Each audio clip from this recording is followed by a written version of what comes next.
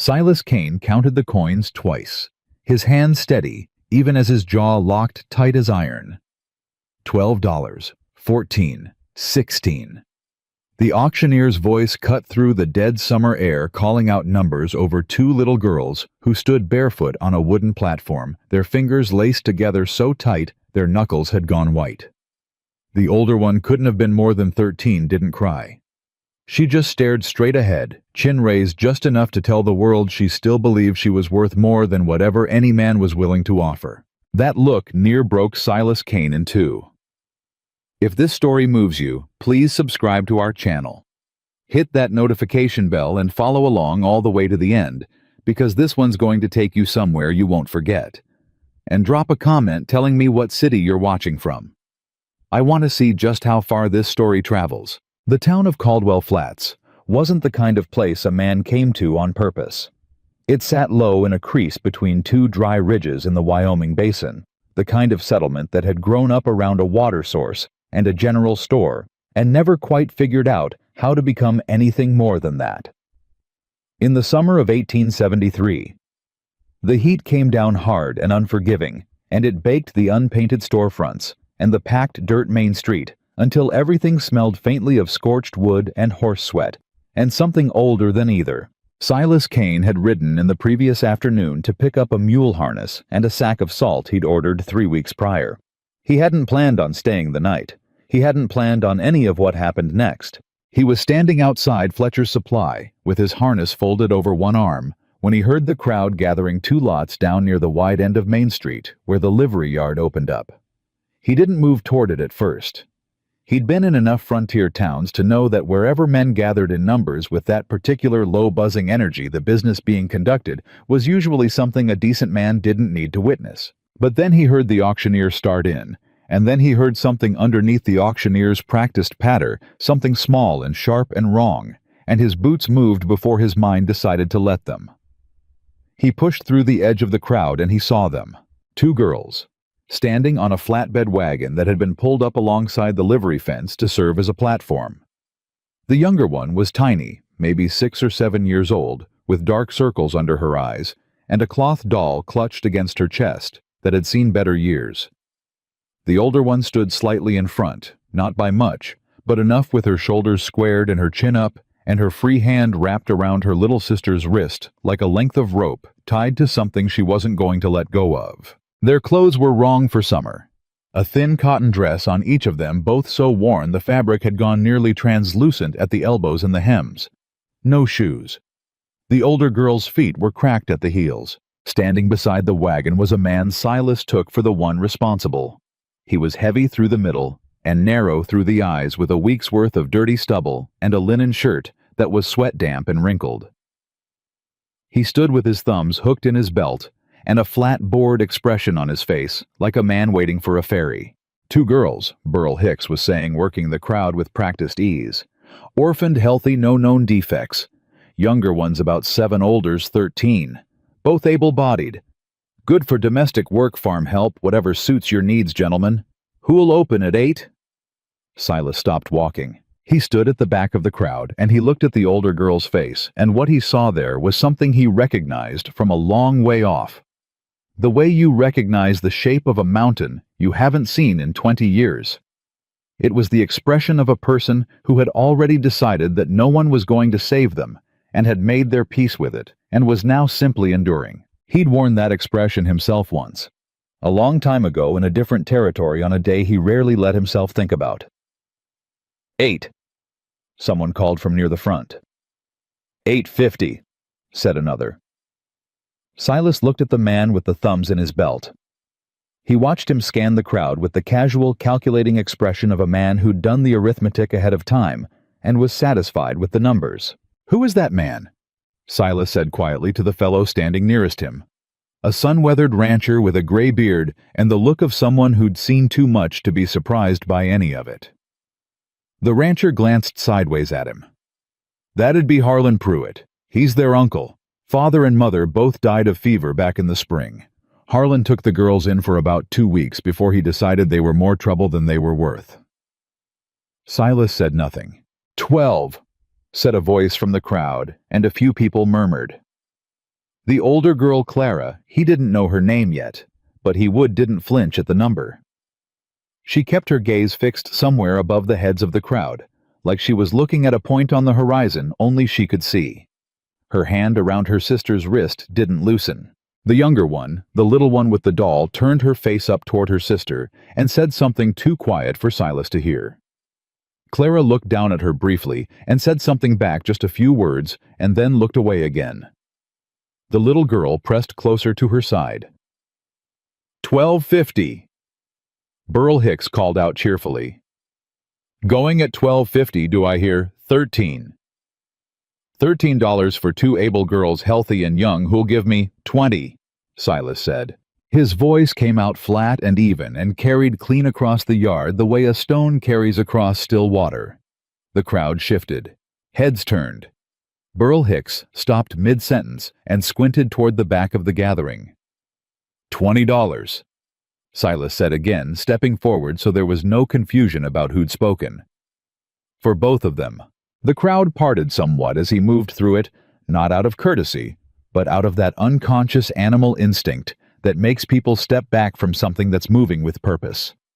Silas was not a large man, in the way some men are large, loud, and loose-limbed, and taking up room on purpose, but there was a quality to the way he moved that made the space around him feel smaller. Burl Hicks recovered his showman's grin. $20. Now we're talking, folks. $20 from the gentleman in the back. Do I hear 22? Harlan Pruitt straightened slightly from the fence post he'd been leaning against and watched Silas approach with narrow eyes. No one bid 22. Silas reached the front of the crowd and stopped at the base of the wagon. He looked up at the two girls. Clara was looking back at him now, not at the horizon, directly at him, with an expression that was not grateful and not hopeful and not any of the things a man in his position might have expected. It was wary in the way a cornered animal is wary, measuring him, deciding what kind of threat he was. "I'll take them," Silas said to Burl Hicks without looking away from Clara. $20 it is, Hicks said, and his gavel came down with a sound like a pistol shot. Silas reached into the inner pocket of his vest and counted out the coins into his palm, then set them on the side rail of the wagon one by one. He didn't hurry. When the last coin was down, he looked over at Harlan Pruitt and said nothing, because there was nothing worth saying to a man like that. Pruitt looked at the coins, then at Silas, and whatever he saw in Silas's face made him decide not to say anything either. He scooped up the coins and walked off toward the saloon without looking back at the girls once. Silas looked up at Clara. "Step down," he said. "I'll help the little one." Clara looked at him for a long moment. Then she said in a voice that was quieter than he'd expected, and steadier than it had any right to be, "We don't need your help stepping down, mister." "All right," Silas said. She climbed down herself and lifted her sister off the wagon edge with both arms and set her on the ground, and then she straightened up and looked at Silas with that same measuring, wary expression and said nothing. The crowd was already dispersing. The show was over, and it had been a disappointment. No bidding war, no drama, just a quiet man paying a fair price and walking away with what he'd bought. People went back to their business. Silas crouched down so he was level with the little one. She had enormous brown eyes, and she was holding her cloth doll with both arms now, and staring at him with an expression that was somewhere between frightened and curious, tilting a little toward curious. "What's your name?" he asked her. She glanced up at Clara. Clara gave a tiny, barely visible nod. "Lily," the little girl said. "I'm Silas." He looked up at Clara. "And you?" "Clara." "Clara," he repeated. "All right. I've got a wagon out front of Fletcher's Supply, about a quarter mile that way." He gestured with his chin. "We'll head out before the sun gets much worse." "Where are we going?" Clara asked. She said it plainly, no fear in the question, but no warmth either. Just a girl who needed information and had decided to ask for it directly. Silas stood. "My ranch, about 9 miles north of here. You'll have a roof and food and your own space. That's what I can offer you right now." "Why?" Clara said. He looked at her. "Why what?" "Why'd you buy us?" She held his gaze without blinking. "You don't know us. You don't owe us anything. So why?" Silas was quiet for a moment. It wasn't the kind of question that deserved a quick answer, and Clara looked like the kind of person who could tell the difference between a real answer and one that had been put together fast to sound good. "Because nobody else was going to," he said finally. Clara stared at him. Something moved through her expression, not softening exactly, more like a careful recalibration, a slight adjustment to whatever model of the world she was working from. Then she said, "You should know I'm not going to be grateful just because you paid money for us." "I'm not asking you to be grateful," Silas said. "And Lily isn't yours to—" "I know that. To tell what to do or where to go or—" "I know that too," Silas said. His voice was patient and unhurried. "I'm not your father, and I'm not trying to be. I'm a man with a ranch and more room than I need and no one to fill it. That's all this is for right now. You can decide the rest as you go." Another silence.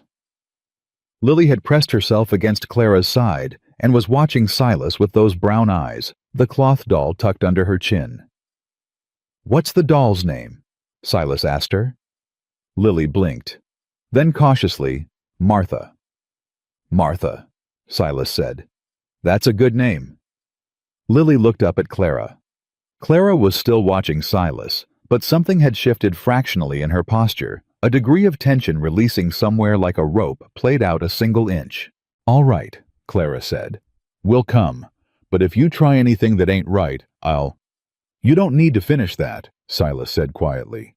"I mean you no harm, either of you. I give you my word on that." "Your word," Clara said, and the two words came out flat the way a person says something they've stopped believing in. "My word," Silas said again, just as flat, just as even. "And if I break it, you'll know and you'll leave and I won't try to stop you. That's the only guarantee I can give you." Clara looked at him for a long time. Then she took Lily's hand and said, "Show us the wagon." The walk to Fletcher's Supply was short and quiet. Silas led, and the girls followed a few feet behind him, close enough that they were with him, but not so close that anyone would have said they trusted him. He didn't try to make conversation. He'd said what needed saying, and there was nothing to add to it yet. When they reached the wagon, Silas lifted Lily up into the bed without asking, and set her down gently among the sacks of supply goods. She didn't protest. She just arranged herself cross-legged with Martha on her lap and watched him. Clara climbed up on her own and sat beside her sister. Silas checked the mule's rigging, untied the lead, and climbed up to the driver's bench. He took the reins and clicked his tongue, and the mule started forward. They rode out of Caldwell Flats without anyone seeing them off. The town fell behind them, and the land opened up wide brown grass and limestone ridges, and a sky that went on further than most things, and Silas kept the mule at a steady walk, and didn't say anything for a good while. It was Lily who spoke first. Her voice floated up from the wagon bed, small and matter-of-fact. "Do you have animals at your ranch?" "Some," Silas said. "2 horses, 3 chickens that barely lay anymore, a dog named Hector." A pause. "What kind of dog?" "The kind that thinks he's bigger than he is." From behind him, very quietly, he heard a sound he wasn't sure he'd heard correctly at first. Then he heard it again, a small laugh quickly muffled. "Lily." He didn't turn around. He kept his eyes on the trail and let the sound settle into the air around them. Clara said nothing for a long time. When she finally spoke, her voice was low, not meant for him but carrying anyway in the open air. She was talking to Lily, telling her to sit back and not lean over the side. Lily said something back.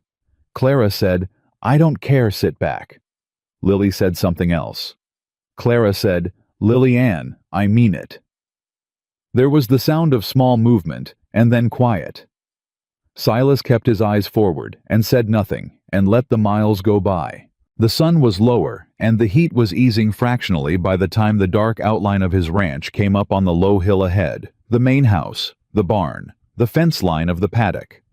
Nothing grand, nothing more than what it needed to be, but solid and level, and put together by hands that knew what they were doing, which counted for something. He pulled the mule up near the barn and climbed down and came around to help Lily out of the wagon bed. She reached for him this time without waiting for him to offer, which was something. Clara climbed down on her own. Silas carried the supply sacks inside while the girls stood in the yard and looked around at the property with the particular attentiveness of people trying to figure out whether a place was safe. He didn't rush them. When he came back out, Clara was standing with her arms crossed, still doing her inventory of the place. Lily had wandered a few steps toward the paddock fence, where one of the horses, a brown gelding named August, had come over to investigate. "That's August," Silas said. "He won't bite." Lily reached up slowly and touched the horse's nose. August stayed still. Silas looked at Clara. "There's a back room off the kitchen. It's got a cot and a pallet. It's not much, but it's yours. I'll clear out what's in there tonight." "You don't need to do that tonight," Clara said. Her arms were still crossed, but her voice had lost some of its cutting edge. "It's already done," Silas said, which wasn't strictly true yet, but would be by the time they needed to sleep. Clara looked at him and then looked away out across the paddock to where the hills began. "You said you've been out here alone," she said. "That's right." "How long?" "Going on 4 years." She was quiet for a moment. Then, "How come?"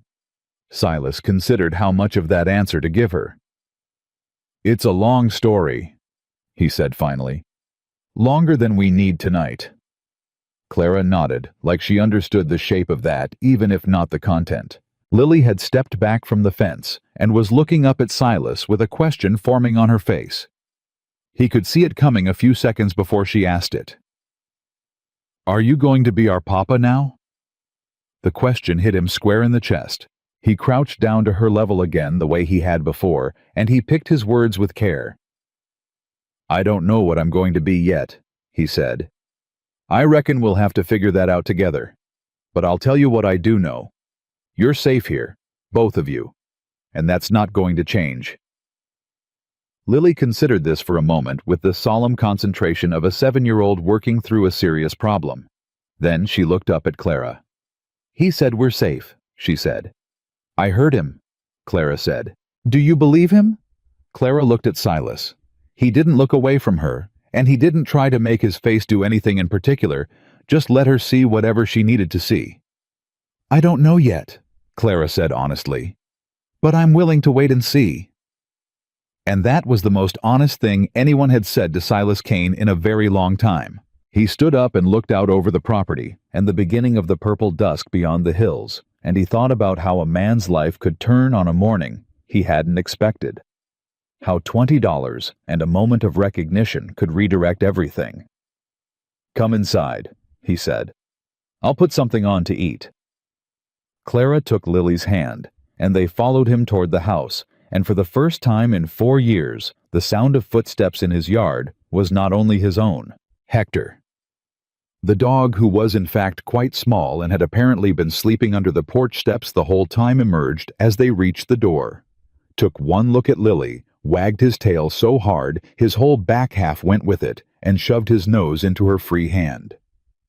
Lily made a sound that was somewhere between a laugh and a sob, and bent down and wrapped both arms around the dog's neck. Clara watched her sister for a moment, and Silas watched Clara, and the expression that moved across the older girl's face in that brief, unguarded moment was something so complicated and so old for a 13-year-old that it stayed with him long after the evening had wound down, and the girls were asleep, and the ranch was quiet. It was the expression of someone who had been carrying something very heavy for a very long time, and had not yet figured out how to set it down, but had maybe just maybe caught the first faint hint that setting it down might one day be possible.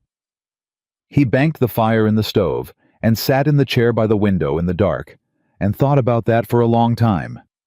He didn't sleep much. Silas sat in that chair until the fire in the stove went cold, and the dark outside the window turned from black to the deep, bruised blue that came just before dawn, and somewhere in the middle of all that quiet, he must have dozed because he came back to himself with a start when he heard a sound from the back room. Soft. Careful. The sound of someone trying not to make noise. He was on his feet before he was fully awake, his hand going to the rifle above the door out of habit, and then he stopped himself. He stood still and listened. It wasn't the sound of someone in trouble. It was the sound of someone moving with deliberate quiet, the kind of quiet that comes from practice.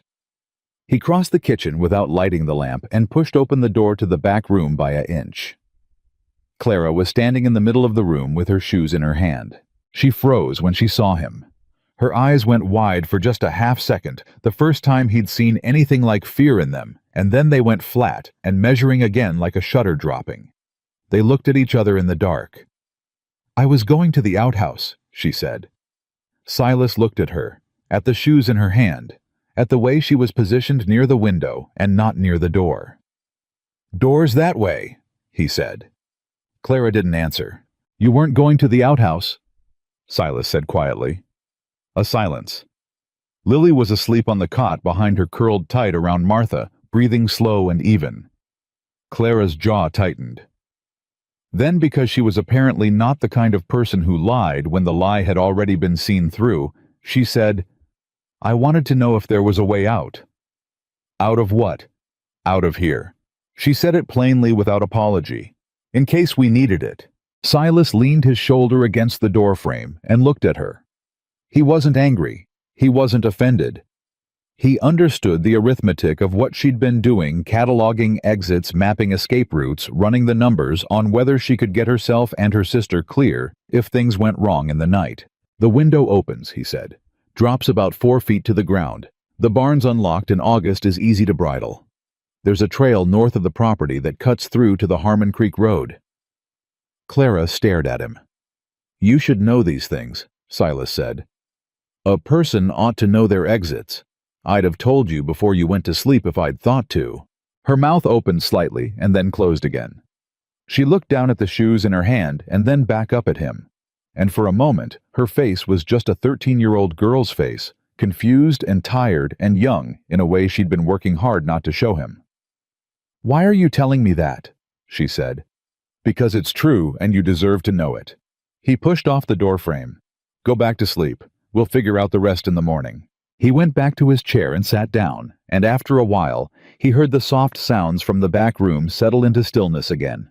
He sat with that for a long time. Morning came in hard and bright, the way Wyoming summer mornings did, like someone throwing open a door with too much force. Silas was at the stove when Lily appeared in the kitchen doorway, with her hair loose, and Martha tucked under one arm, blinking at him with the slow, warm confusion of a child who had slept better than she expected.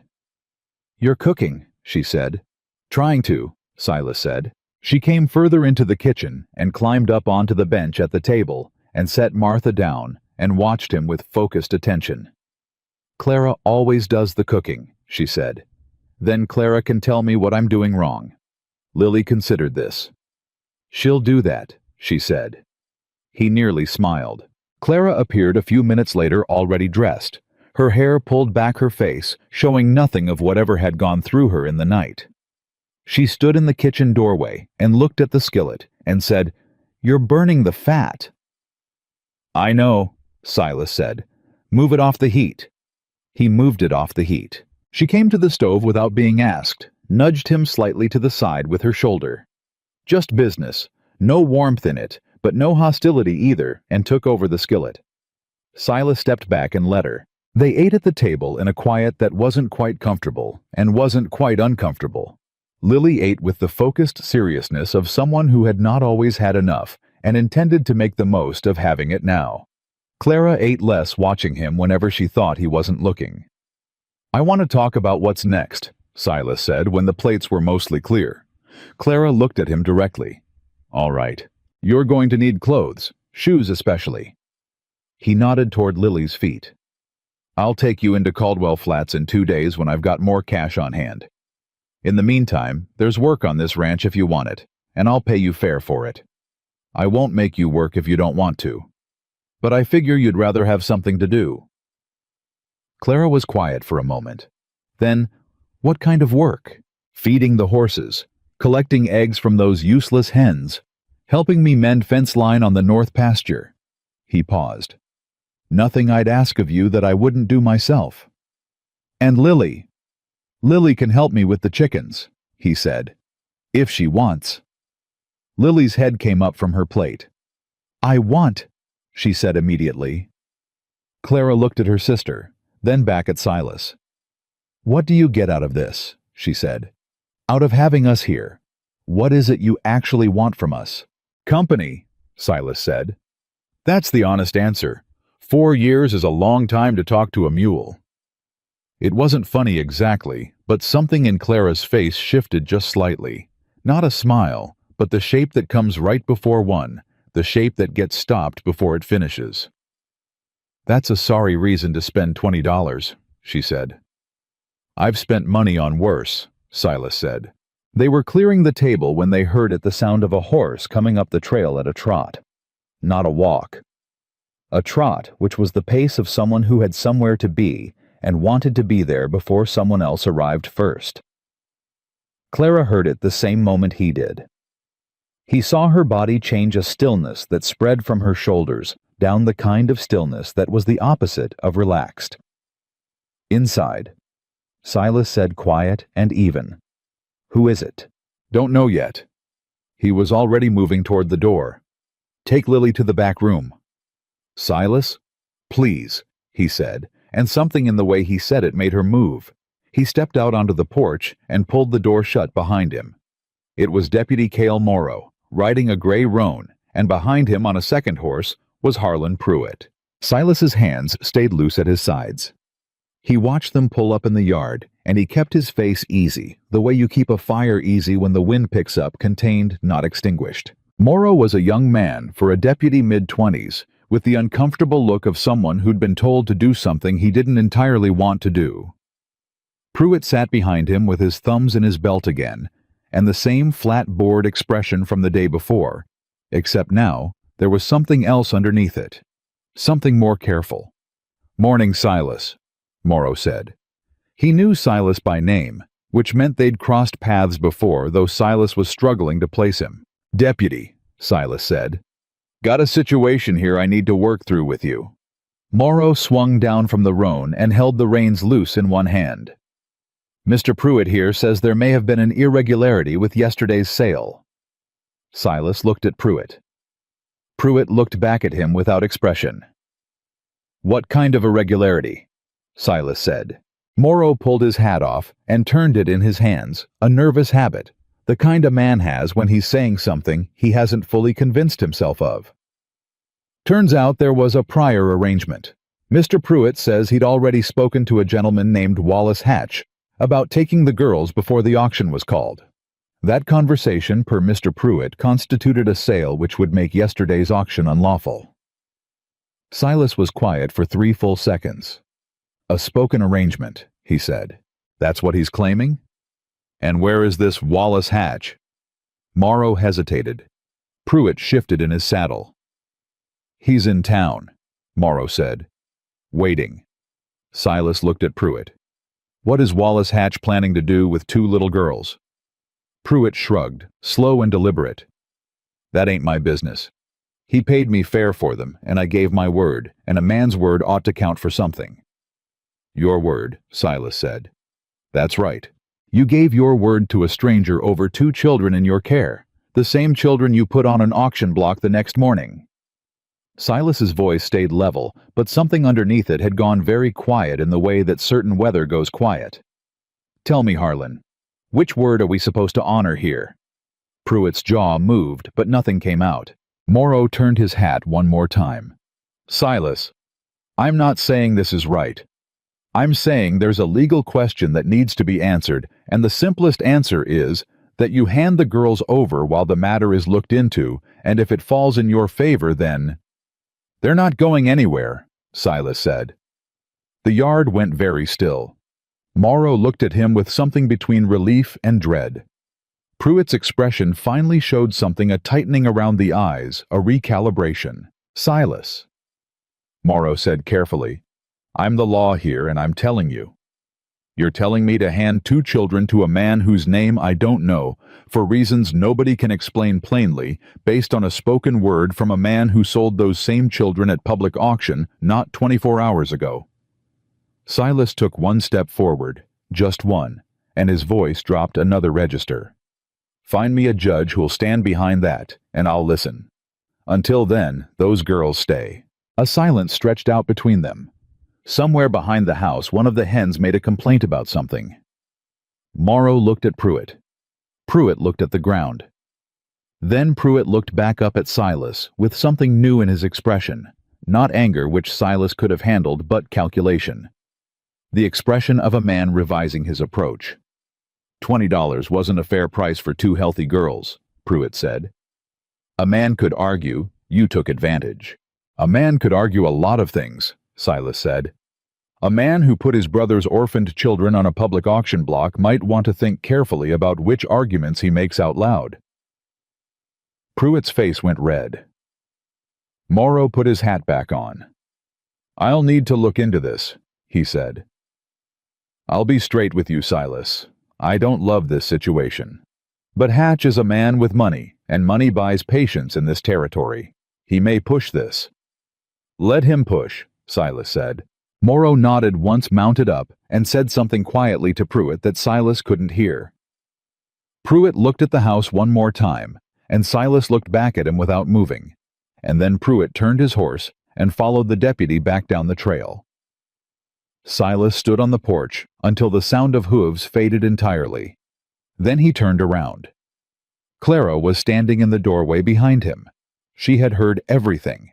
Her face was white under the summer color in her cheeks, and her hands were at her sides and very still, and she was looking at him with an expression he hadn't seen on her yet. Something cracked open in it. Something that had been sealed a long time by necessity, suddenly exposed to the air. "Who is Wallace Hatch?" she said. "I don't know," Silas said. "But I'm going to find out. He's going to come back." Her voice was flat, but her eyes weren't. "Pruitt, he's going to come back with more money and more reasons, and eventually, Clara. Eventually somebody with a badge and a paper is going to—" "Clara," Silas said again, and this time she stopped. He looked at her straight on, the way he'd looked at her in the auction yard, and every time since, without trying to make his face into anything useful. "I meant what I said in there," he told her. "You're not going anywhere. Not to Pruitt, not to Hatch, not to anyone." He paused. "I don't make promises I don't intend to keep. You can hold me to that one." She looked at him for a long time. Her jaw worked once. Then, very quietly, she said, "Clara." She pressed both hands flat against her own sternum, like she was steadying something inside. "My name is Clara May Dowell. My father was Thomas Dowell, and my mother was June. We had a house outside of Cheyenne, and my father had a gray horse named Pepper, and my mother made the best corn cake you ever ate in your life." Her voice stayed even, barely by effort. "They died in April, 17 days apart. Lily doesn't know exactly how fast it happened. I'd like to keep it that way." Silas said nothing. "I'm telling you that," Clara said, "because you told that deputy who you were. You didn't back down, and you didn't lie, and you put yourself between us and trouble, and I—" She stopped, breathed. "I thought you should know who you're doing that for." He stood there for a moment with the weight of what she'd just handed him, knowing it had cost her something she didn't have a lot of left to spend. "Thomas and June Dowell," he said quietly. "I'll remember that." Clara nodded once, sharp and tight. Then she turned and went back inside. Lily was sitting at the kitchen table with Martha drawing patterns on the wood grain with one finger, and when Clara came in, she looked up and said, "Who was that man?" "Nobody," Clara said. Her voice was steady. "Nobody that matters." Silas came in behind her and went to the stove and started a fresh fire and said nothing. And in the back of his mind, where he kept the things that needed handling, he was already turning over the name Wallace Hatch and what it was going to take to find out exactly what kind of man he was dealing with and how much trouble was still coming down the road, because it was coming. He could feel it the way you feel a change in weather before the clouds show up, a shift in pressure, a stillness with weight behind it. He wasn't afraid of it. But he was going to need to be ready. He rode out before the girls woke. Silas left a note on the kitchen table that said, "Back before noon. Door bar is on the inside."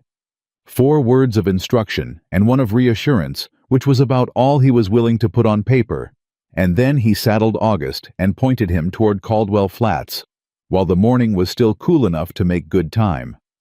He needed to know who Wallace Hatch was, and he needed to know it before Wallace Hatch decided to make the next move on his own schedule. The ride took 40 minutes at a canter. He tied August at the post outside the barbershop and went to the one place in any frontier town where a man could learn the history of anyone in the territory without asking a single direct question. He went to the general store, and he bought a pound of coffee and a spool of thread, and he let old Chet Briggs, who had run Fletcher's Supply for 11 years and knew every soul within 50 miles, do what Chet Briggs did naturally, which was talk. It took less than 10 minutes. Wallace Hatch. Chet said, warming to the subject with the enthusiasm of a man whose social calendar consisted largely of transactions, was not from Wyoming. He'd come up from Colorado 2 years prior with money behind him and a lawyer beside him, and had since acquired 3 parcels of land in the basin, one of which had water rights that 2 other ranchers were still disputing in territorial court. He was 40-something unmarried and had a foreman named Briggs, no relation to Chet, who did his dirty work and smiled about it. "Why would a man like that want 2 little girls?" Silas said. Chet looked at him over the counter.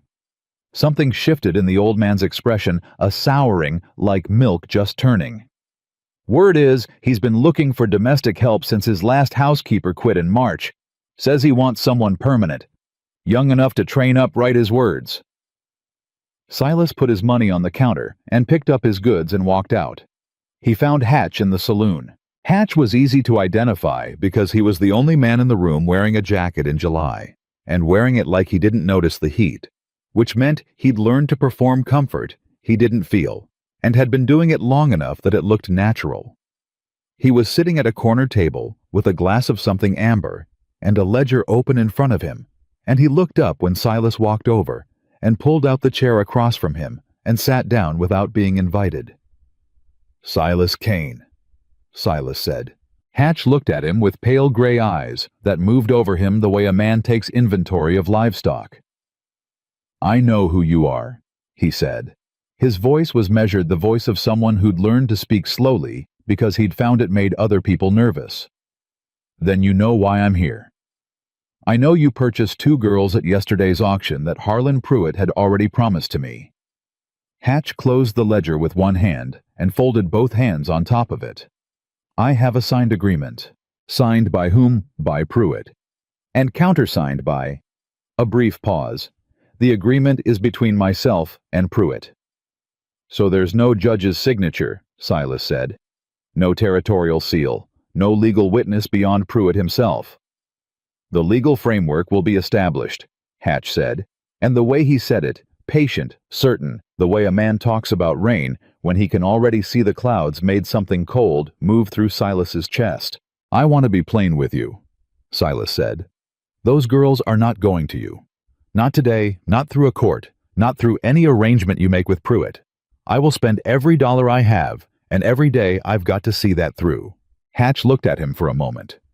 Then very slightly he smiled. It was not a warm smile. It was the smile of a man who had played longer games than this and won them. "Mr. Kane," he said, "I admire a man with principles. I find them much easier to work around than a man with cleverness." Silas stood. "You've been warned," he said. "So have you," Hatch said pleasantly, and went back to his ledger. He was halfway back across the basin when he understood fully what Hatch had meant. A man with principles fights on open ground. He announces what he's willing to do and what he won't do, and then he does it. And a man who knows that in advance knows exactly where to apply pressure. He pushed August faster. He came over the last rise toward the ranch, and the first thing he saw was Clara standing outside the barn door, and the second thing he saw was that she was standing very still in the particular way that meant something was wrong. He was off the horse before it had fully stopped. "What happened?" he said. "Someone was here." Clara's voice was controlled but tight. "While you were gone, about an hour after you left, a man rode up to the fence line and just sat there. He didn't come in. He just looked at the house for a while and then rode off." "What did he look like?" "Big, Dark hat. He had a scar on his jaw. I could see it from the porch. She paused. I think it was one of Hatch's men. Silas said nothing. He looked at the fence line where the trail wound back toward the road. I kept Lily inside, Clara said. I told her we were playing a game. Good. Silas. She said his name the way she hadn't said it before, without the distance in it. Tell me what you found out. He told her. All of it, Hatch. The agreement, the lawyer, the domestic help. He didn't soften it, and he didn't rush it. And he watched her face as he talked. She listened the way she did everything, with her whole attention, and nothing wasted. When he finished, she was quiet for a moment. Then she said, He wants us to be servants. That's what it looks like. Legal servants, she said. Tied to him. He'd call it something else. He can call it whatever he wants. Her jaw was set like a beam. I've heard about men like that. Papa talked about it. Said it was bondage with paperwork. Silas looked at her. Your father was a smart man. He was, she said, and her voice only changed by about 1/4 of a degree, but it did change. Clara, Silas said, there's something I need to ask you. Did your father leave any papers? A will. Anything that specified what was to happen to you and Lily if... Yes, she said immediately. He stopped. Papa had a will, she said. He drew it up the winter before. I know because I heard him and Mama talking about it. He named a man, a preacher named Aldous Webb, who had a church in Cheyenne. He said if anything happened, Webb was to have guardianship of us. She looked at Silas steadily. Harlan never said a word about it. After Mama and Papa died, he just showed up and said we were his now, and I didn't know if I didn't know what the will meant legally. I was afraid if I said something he'd... She stopped. He'd what? She looked at the ground for just a second and then back up. He hit Clara the first time I argued with him, Lily said from the barn doorway. Both of them turned. Lily was standing in the doorway with Martha under her arm, looking at them with the direct, uncurated honesty of a 7-year-old who had decided the truth needed to be said. Clara's face went very still. He hit you, Silas said. Clara said nothing. Clara, Silas said. Once, she said, because I asked about the will. The silence that followed that was heavy enough to lean against. Silas stood in it and let himself feel what he felt, which was a cold, precise anger that he had long since learned to keep from showing on his face, because showing it never helped, and containing it usually did. All right, he said. His voice was even. There's a will. That changes things. Does it? Clara said. Aldous Webb is in Cheyenne. The circuit judge isn't due in Caldwell Flats for 3 days, Silas said. She stared at him. How do you know that? Because I stopped at the deputy's office on my way back through town. He looked at her. I know how to think ahead, Clara. She held his gaze. Then something in her, very slowly, like a fist opening one finger at a time, began to ease. 3 days, she said. 3 days. He nodded. We hold for 3 days. I get a letter to Aldous Webb, and when the judge arrives we have something to stand on. Hatch won't wait 3 days. No, Silas agreed. He won't. Hatch didn't wait too. The following morning brought the sound of 3 horses on the trail instead of 2, and when Silas stepped out onto the porch, he saw Deputy Morrow again, and Hatch, and beside them, a third man he didn't recognize, older, with the settled, careful way of carrying himself that said lawyer as clearly as a sign around his neck. Silas felt the weight of it. He stood his ground. Morrow looked worse than the last time, like he hadn't slept, which maybe he hadn't. Silas, he said, Mr. Hatch has filed a formal claim through Territorial Magistrate Stover. I've got a paper here that says the girls are to be remanded to Hatch's custody pending a hearing. Magistrate Stover, Silas said. Not the circuit judge. Stover has jurisdiction in civil. Stover is a land magistrate, Silas said. He's got no authority over guardianship matters. That falls under family court. Circuit only. The lawyer shifted in his saddle. Morrow looked at him, and then looked at Silas. "He's not wrong," Morrow said to the lawyer quietly. The lawyer said something back in a tone too low to carry. Hatch sat on his horse with his jacket on and his pale eyes moving between Silas and the house behind him, patient and calculating. "You don't have standing here," Silas said directly to Hatch. "Your paper is the wrong jurisdiction and you know it. You came here anyway because you were hoping I didn't know it." Hatch looked at him. "The circuit judge will be here in 3 days," he said pleasantly. "We can certainly wait." "We can," Silas said. "In the meantime," Hatch said, "I should mention that I've had my lawyer review the title on this property. It seems the original land grant has a covenant attached to it, a water rights clause, that may conflict with a filing your neighbor made last spring." He paused, the way a man pauses when he's placed a card on the table and is giving you time to understand what it means. These things have a way of becoming complicated when someone starts asking questions. There it was. Not the girl's anymore. His land. Morrow went very quiet. He knew what he was watching. Silas looked at Hatch for a long moment. Then he said, "Threatening a man's property to get custody of 2 children. You want to say that out loud one more time so the deputy hears it clearly." Morrow straightened in his saddle. He looked at Hatch with an expression that had changed from uncomfortable to something harder. Hatch's smile didn't waver, but his eyes recalibrated. "I'm simply noting a legal complexity," he said. "Note it to the circuit judge," Silas said. 3 days. The door opened behind him. Everyone looked. Clara walked out onto the porch and stood beside Silas and looked directly at Wallace Hatch. She did not look like a 13-year-old girl in that moment.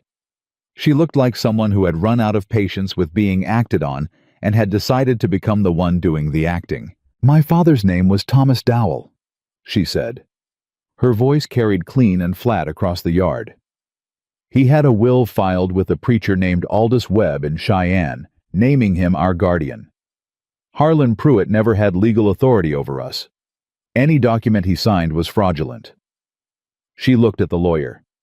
"You might want to know that before you file anything else with your name on it." The lawyer looked at her. Then he looked at Hatch. Then he looked at his saddle horn and appeared to find something very interesting there. Hatch looked at Clara for a moment. The pleasantness in his face didn't disappear exactly, but it thinned. "A brave young woman," he said. "A girl who knows her father's will is worth more than your signature," Clara said. Hatch turned his horse. 3 days, he said to no one in particular, and rode back up the trail with the lawyer behind him. Morrow sat on his horse a moment longer. He looked at Clara, and then at Silas, and then he said quietly, "Write your letter to Cheyenne today, Silas. Don't wait." Then he followed them. Silas stood on the porch until they were gone. Then he looked at Clara. She was still watching the trail. Her chin raised her jaw, set every line of her doing the work of keeping what was inside her from showing on the outside. "That was well done," Silas said. "I'm tired of men deciding things about me," she said. Just that, flat and true and carrying about 10 years of accumulated weight behind it. Silas looked at her. "I'm going to write that letter right now." "I know you are," she said. He went inside and found paper and a pen and sat at the kitchen table. Lily climbed up across from him and watched him write with the solemn attention she gave to everything she couldn't fully understand yet. "Is it going to be all right?" she said. Silas kept writing. "I'm working on it," he said.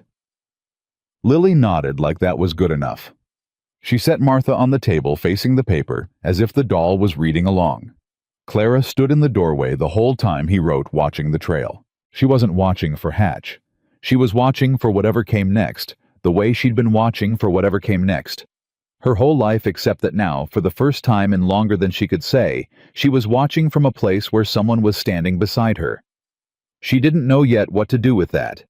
But she was beginning to understand what it felt like, and that Silas thought as he folded the letter and sealed it was the first step toward everything else. The second day passed like a held breath. Silas got the letter to the postwriter by 6 in the morning, paid extra to have it sent express to Cheyenne, and then came back to the ranch and did what a man does when he's waiting on something. He can't control. He worked. He fixed the fence line on the north pasture. He replaced 2 boards on the barn door. He did it with the particular focused energy of a man who needs his hands occupied so his mind doesn't eat him alive. Clara worked beside him for most of the morning without being asked. She didn't talk much, but she was there handing him nails when he needed them, holding the board level while he hammered, moving with the quiet competence of someone who had been doing useful physical work since she was old enough to be trusted with it. Around mid-morning, he looked at her sideways and said, "You don't have to help." "I know," she said. "You could rest." "Resting makes it worse," she said. "When you stop moving, you start thinking." Silas drove the last nail. "Yeah," he said. "I know that one." Clara looked at him. It was the first time she'd looked at him with something in her expression that was close to recognition, the look of someone finding unexpected common ground. "What happened to you?" she said. "4 years alone out here. Something happened." He straightened and rolled his shoulder and looked out across the north pasture. "Wife," he said, "and a boy. Fever took them both winter of '69. 2 weeks apart, same as your folks." The silence that followed was not empty. It was full of something shared and unspeakable, and they both stood in it without trying to fill it, which was the only right thing to do. "I'm sorry," Clara said quietly. "So am I," Silas said, "for yours." He went back to work. So did she. It was Lily who broke the particular grief of that morning the way children break grief without knowing they're doing it by simply being alive and interested in things. She came running from the barn at a pace that suggested either great excitement or moderate disaster, which with Lily were often the same pace, and grabbed Silas's sleeve and said, "Hector caught a grasshopper and then let it go. I saw him do it." "Why would he do that?" Silas looked down at her. "Maybe he just wanted to know he could." Lily considered this with immense seriousness. "That's a funny thing to want," she said. "Most wants are," Silas said. Lily ran back to the barn. Clara watched her go with the expression she always had, watching Lily, that fierce, complicated love that had no soft edges in it because it had been forged under pressure. "She's going to be all right," Silas said. Not a question. "She has to be," Clara said. And that was the whole of her philosophy in 4 words. The scarred foreman came at noon. He didn't ride onto the property. He pulled up at the fence line the same spot as the day before and sat there on a black horse and looked at the house with the patient, unhurried expression of a man delivering a message without words. Silas saw him from the barn and came out and walked to the fence and stood on his side of it and looked back. They stayed like that for a full minute. "You got something to say," Silas said. "Say it." The foreman looked at him. His scar ran from his left jaw up toward his ear, old and white. "Mr. Hatch wants you to know that the water rights filing went in this morning," he said. "Territorial court. Could be 6 months before it's resolved. A ranch without clear water rights has a hard time making sales getting credit." He paused. "Just information." "Appreciated," Silas said flatly. "Mr. Hatch also wants you to know that this doesn't have to go as far as it's going. He's a reasonable man. There are arrangements that could satisfy." "There aren't," Silas said. "Ride back and tell him that." The foreman looked at him for another moment. Then he turned the horse and went. Silas stood at the fence after he'd gone and did the accounting in his head. Water rights dispute, legitimate or not, could strangle this ranch's ability to operate for the better part of a year. Hatch knew that. He was building pressure on 2 fronts simultaneously, the legal claim on the girls, the economic threat on the land, expecting Silas to buckle at one or the other. What he apparently hadn't accounted for was that Silas Kane had already lost the 2 things in his life that mattered most to him and had survived it. And after something like that, the things a man could be threatened with got considerably smaller. Morrow showed up 2 hours later, which Silas had not expected, and he came alone and fast, which meant something had happened. He pulled up in the yard and dismounted before the horse had fully stopped and said, "Hatch's lawyer withdrew this morning." Silas stared at him. "Say that again." "Filed a withdrawal with Magistrate Stover's office at 10 o'clock. Morrow was talking quickly like a man getting through bad news that had turned good and wasn't quite sure how to carry it. No explanation given, just a withdrawal. "Why?" Silas said. "I asked around." Morrow glanced toward the house and lowered his voice slightly, though Clara was standing in the doorway and could plainly hear every word. "Seems the lawyer fellow named Greer asked to see the original agreement between Hatch and Pruitt before he filed anything else. When Pruitt brought it in, Greer found two things. First, the date on the agreement was written over an erasure. Second—" He stopped. "Second," Silas said, "the document described the girls as indentured laborers, not wards, not adopted daughters, laborers bound for 5 years' service." Morrow's jaw tightened. Greer apparently has some lines he won't cross. That was one of them. Clara made a sound from the doorway. Not a word. Just a sound low and involuntary, like something had hit her that she hadn't seen coming. Silas turned to look at her. Her face was white. She had one hand pressed flat against the doorframe, and she was staring at Morrow with eyes that were doing the rapid, controlled work of not letting anything spill. 5 years, she said, barely above a whisper. "The document's been flagged," Morrow said to her not unkindly. Greer reported it. "Hatch will have questions to answer tomorrow in front of the circuit judge regardless of whether he files anything further." "He's still going to be there tomorrow," Clara said. "He is," Morrow said, "but his lawyer won't." Silas walked to the porch and stood beside Clara, and she didn't move away from him, and that was something. "You need to be there tomorrow," Morrow said to Silas. "Both of you." His eyes went briefly to Clara. "If you're willing." Clara looked at Silas. He looked back at her. He didn't tell her what to do. He hadn't yet, and he wasn't starting now. "I'll be there," she said.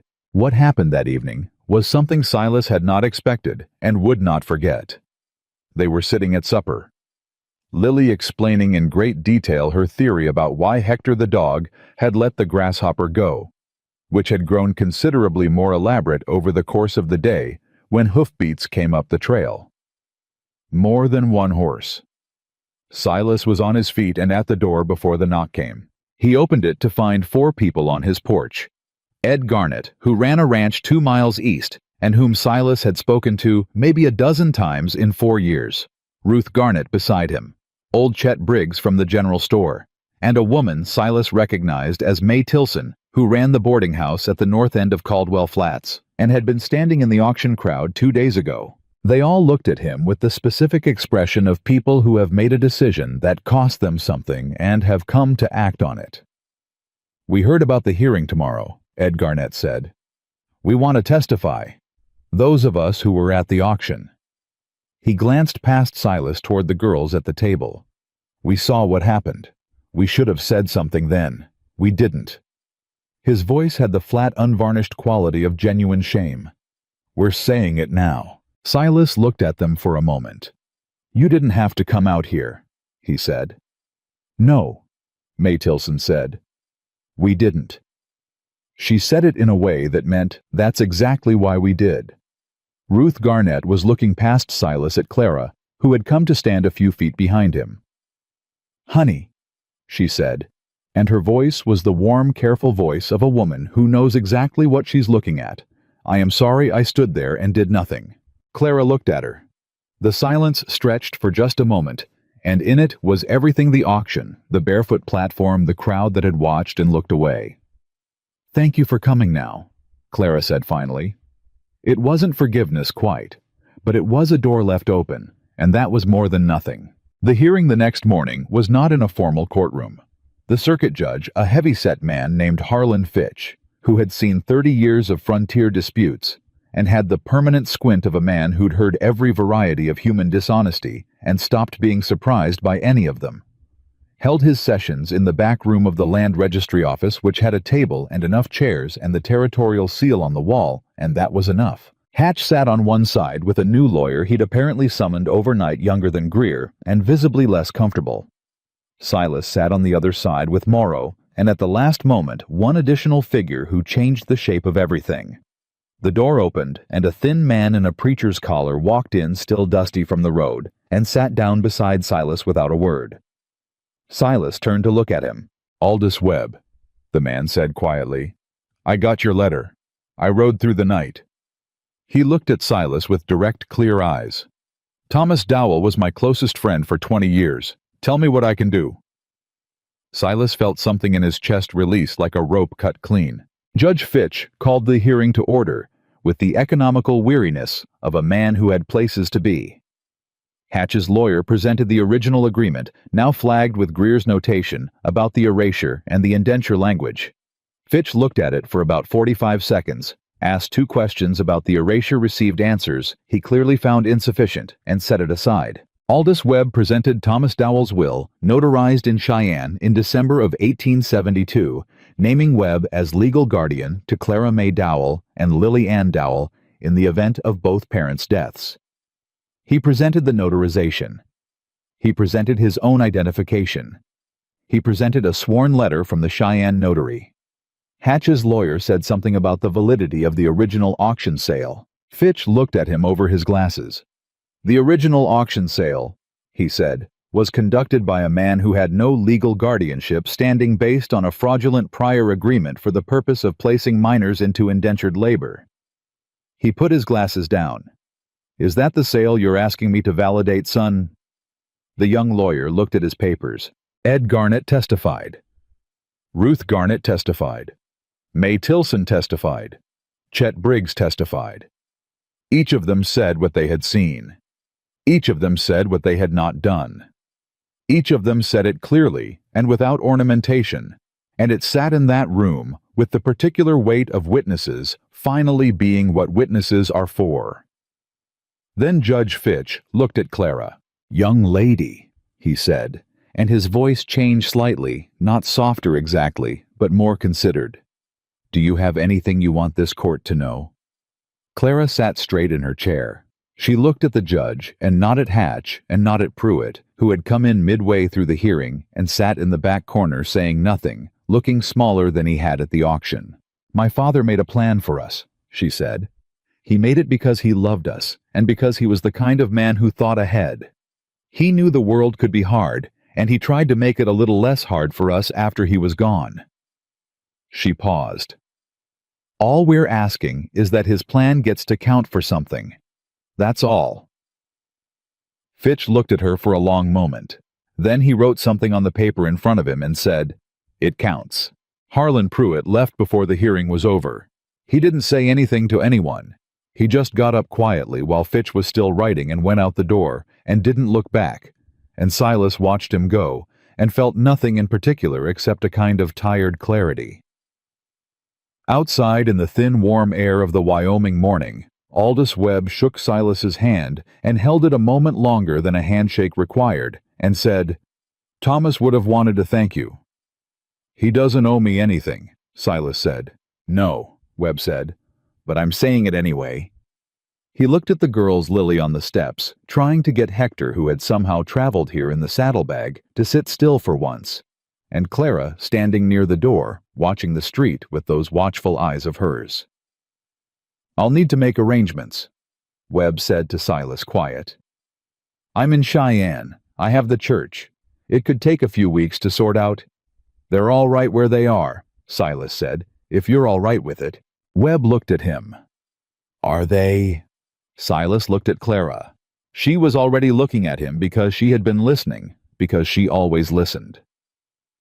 He raised his eyebrows slightly, a question. She looked at him for a long moment. Then she turned away, and the corner of her mouth moved in the direction of something. It wasn't a yes, but it wasn't a no. And for where they were, it was exactly enough. They rode back to the ranch 3 across. Webb had insisted on seeing the property before he made any final arrangements, which Silas understood was really the preacher's way of seeing how the land lay between the man and the girls before he committed to anything on paper. Silas didn't mind being assessed. He figured he'd earned that much scrutiny from a man who'd known Thomas Dowell for 20 years. Lily rode in the wagon bed with Hector in her lap, narrating to Martha everything they passed as if the doll had been asleep for the journey and needed catching up. Clara sat on the bench beside Silas and looked straight ahead and said very little, which he had learned by now was not coldness but processing.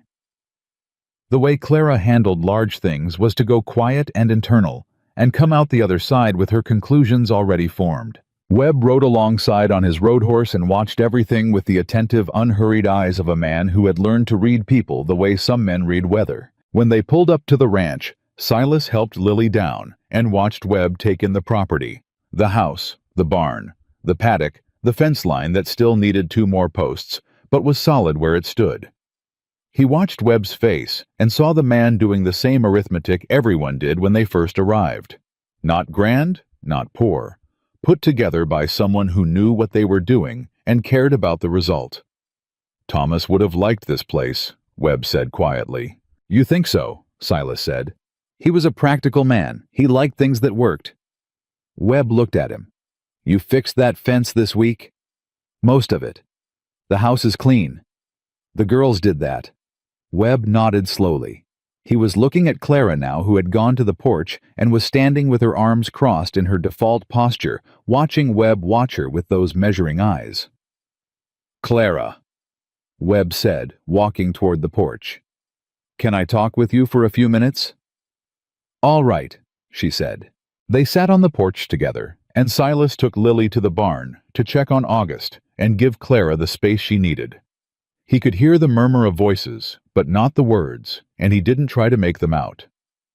Whatever passed between Clara and the man who had been her father's closest friend was theirs to have. He was brushing August when Lily said, Is Reverend Webb going to take us away? Silas kept brushing. That's not decided yet. Clara doesn't want to go, Lily said. He looked down at her. How do you know that? Lily gave him the patient, slightly pitying expression that 7-year-olds reserve for adults who are being slow. Because she slept, she said. Clara doesn't sleep when she's somewhere she wants to leave. She stayed awake the whole time at Uncle Harlan's. Every single night. She stroked Martha's yarn hair. She slept here. Silas looked at her for a long moment. Lily, he said. What? You're the smartest person on this ranch. Lily considered this. Smarter than Hector. Much smarter than Hector. Good, she said, satisfied, and went back to Martha. When he came out of the barn, Webb was standing in the yard alone, and Clara was nowhere visible. Webb turned when he heard Silas and walked toward him with his hands in his pockets and the expression of a man who had made a decision and was comfortable with it. She told me what you did at the auction, Webb said, and what you did when Pruitt came back, and what happened at the hearing. He stopped. She told me you taught her where the window opened and how to bridle the horse, in case she needed to run. A person ought to know their exits, Silas said. Webb looked at him steadily. Thomas used to say something like that, he said. He said a man who locks the door from the outside isn't protecting anyone. He's just keeping them. He was quiet a moment. I came here prepared to take these girls back to Cheyenne. That's what the will says, and I take that seriously. He paused. But a will is a document about what a man wanted for his children. And what Thomas wanted was for them to be safe and loved and in a place where someone stood between them and the hard parts of the world. He looked at the house. I think he'd consider that fulfilled. Silas said nothing. I'll remain their legal guardian, Webb said. I'll visit when I can, but they stay here if that's agreeable to all parties. He looked at Silas directly. Is it agreeable to you? Yes, Silas said. Just that. Webb nodded. Then that's settled. It was settled for about 6 hours. Hatch came just before supper. He came alone this time. No lawyer, no deputy, no foreman with a scar. Just Wallace Hatch on his horse riding up the trail at a walk, and he stopped at the fence line and sat there until Silas came out to meet him. Silas walked to the fence and stopped. He didn't speak. Hatch looked at him with those pale, calculating eyes, and for the first time, Silas saw something underneath the calculation. Not quite shame. Not quite anger. Something more complicated than either the particular expression of a man who has pursued something relentlessly and been stopped and is now for the first time looking at what he was pursuing and asking himself a question he should have asked earlier. I'm leaving the basin, Hatch said. Silas said nothing. The water rights filing will be withdrawn. He said it flatly without ceremony.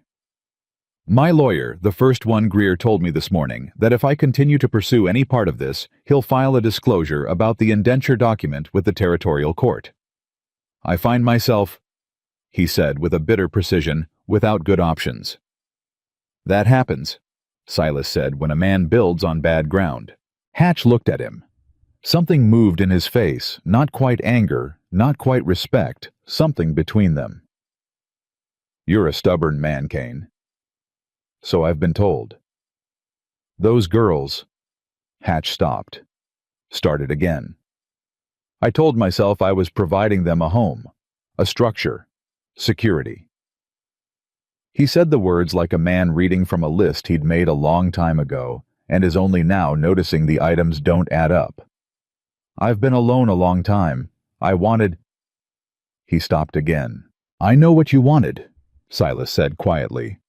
But wanting something doesn't make the way you go after it right. Hatch looked at him for a long time. Then he looked at the house, and Silas followed his gaze and saw what Hatch was seeing: Clara standing in the doorway watching, Webb standing behind her, and Lily, who had come to the window and was looking out with Hector's paws on the sill beside her. Whatever Wallace Hatch had come to say or do, or take, whatever the last move was that he'd ridden out here to make, he looked at that picture in the doorway and the window, and he didn't make it. He turned his horse. You won't hear from me again, he said, and rode away up the trail, and Silas watched him until he was gone, and felt the particular quiet that comes after a long storm, when you finally understand it's actually over. He turned back to the house. Clara was still in the doorway. She looked at him across the yard with those steady eyes and said, Is it done? It's done, he said. She breathed out once, slow and controlled, and then she went back inside. What came after that was not easy or instant or smooth, because nothing real ever is. But it was steady, and in its steadiness, it built something. Webb stayed 3 days before riding back to Cheyenne, and in those 3 days Silas watched him with the girls and understood why Thomas Dowell had trusted him. He was the kind of man who listened more than he talked, who asked questions that assumed intelligence in the person answering them, who treated Clara's opinions as opinions worth having, and Lily's questions as questions worth answering fully. When he left, Lily cried for about 10 minutes and then told Martha very seriously that they would write letters, and that was that. The weeks that followed were ordinary in the way that ordinary is the most extraordinary thing there is after a long time without it. Clara started teaching. It happened without a plan. Ruth Garnett mentioned to Silas that 3 children in the valley had no school and no prospect of one, the territory not having gotten around to that particular corner of Wyoming yet.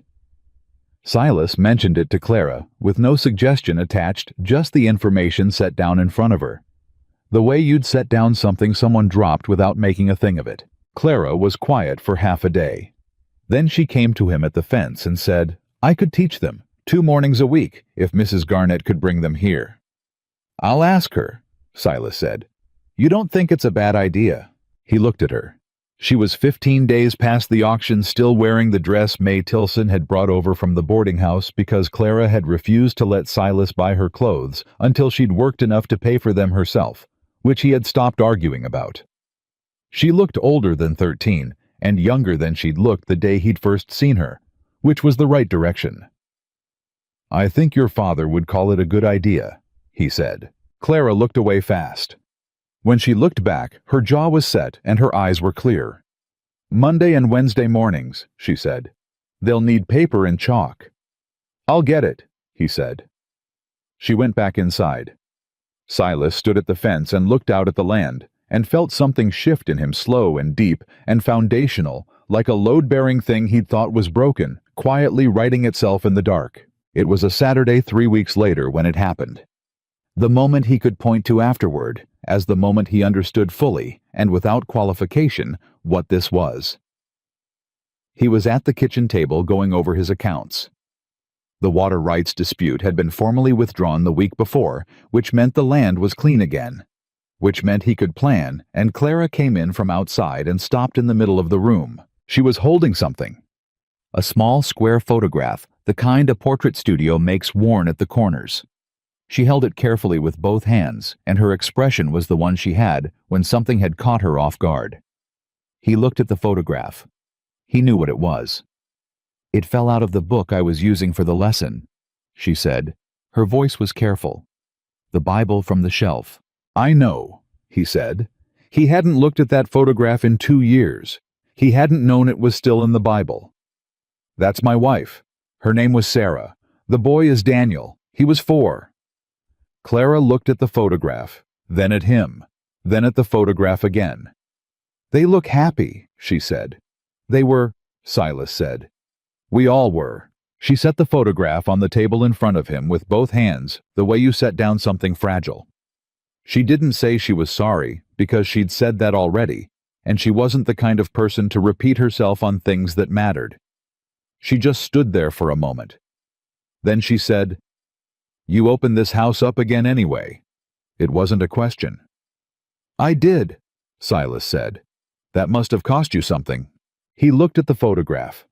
At Sarah's face, which he knew better than his own, and at Daniel's, which still sometimes came at him sideways when he wasn't ready for it. "It did," he said. Clara was quiet for a moment. Then, "It wasn't wasted." She said it simply the way she said everything that mattered, direct and plain, and without decoration, because Clara May Dowell had learned early that true things don't need dressing up. She went back to the table where Lily was practicing her letters, and sat down and picked up the chalk and said, "All right, start over from A." Lily made a sound of protest. "I already did A." "Then it'll be faster this time." Silas sat at his table and looked at the photograph for a moment longer. Then he set it aside, not face down the way he used to, but face up, propped against the lamp where he could see it, and went back to his accounts. Hector walked in from the back room, turned twice, and lay down on Lily's feet. Lily said, "Hector, you're very heavy." "He knows?" Clara said. "How does he know if nobody tells him?" "Because you keep letting him do it," Clara said. "You let something happen enough times it figures it's allowed." Lily thought about this. "Is that how it works with people too?" Clara looked up from the lesson paper. Her eyes went to Silas briefly. Just a glance, quick and unguarded, the kind that happens before a person decides to let it, and then back to her sister. "Sometimes," she said. "Yeah, sometimes that's exactly how it works." Outside August moved in the paddock. The hens made their complaint about the afternoon heat. The fence on the north pasture held, and in the ranch house on the low hill above Caldwell Flats in the summer of 1873, 3 people sat around 2 tables and did the quiet, ordinary, irreplaceable work of becoming a family. Not because blood required it, not because law enforced it, but because each of them had chosen it one morning at a time until the choosing became something solid enough to stand on. That was the whole of it, and it was enough, and it was going to last. Also, I'll turn on the co-working because I definitely have some things to do tonight. I've got some laundry, I got some other stuff. So it's all about the butts, exactly. Booty toothbrush. That's reasonable, yeah. Yeah, you need time to build confidence in your skill you're learning. There might be little flaws that won't be there when you exactly 100%. After we move, definitely be contact you about 3D printed stuff. Oh yes, sounds good, Kat. Awesome. Thank you so much. Yeah. So definitely want to offer the service of 3D printing for people too. And of course at a discount as well for folks who are subs and that sort of thing. But yeah. We will get there eventually. We'll get there. Oh right. I was going to start the write them down. Them ideas and make them happen. You got this. Thank you, Cricket. I love your face. like one of the things I'm going to be doing, like one of my ideas I'm going to be bringing to fruition, because I'm like, why the fuck not try again, is relaunching social media, actually giving it an effort again, not spending too much time on videos, but at least like, you know, a little bit edited, a little teensy bit edited, you know. Thank you so much, Cricket. Okay, let me close that. That was work related stuff, but we don't need it right now. So I'll work with that later.